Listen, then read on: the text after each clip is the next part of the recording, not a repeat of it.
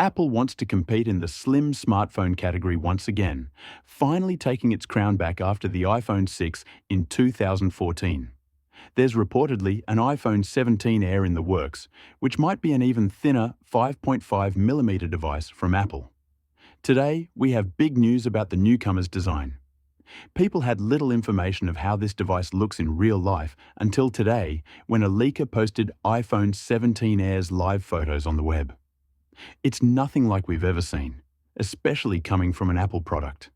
This phone has a raised camera bar on the top and a super thin profile.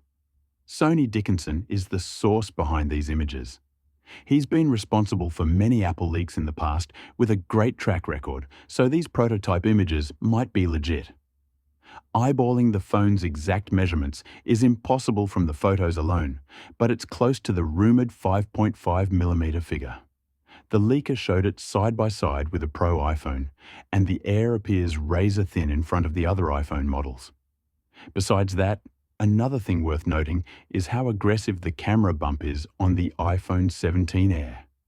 The setup is based on a two-layer system. The thin chassis first gives way to a camera island that's expanded from one edge of the phone to the other. Then, we have a second bump on top of the raised platform for the camera ring and its lens. This dual-layer camera island almost doubles the phone's thickness at the top, or at least that's what the images portray in the leak. The thin Apple device reappearing is also bringing back the same concerns people had with the iPhone 6 and 6 Plus back in the day. The case of bendgate, when users started complaining about the phones being too easy to bend. Apple doesn't want to make the same mistake again, so it's building the iPhone Air's chassis out of a titanium/aluminum blend. Of course, there will be some trade-offs with the iPhone 17 Air being too thin.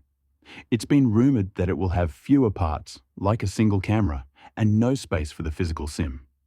This will strictly be an eSIM model.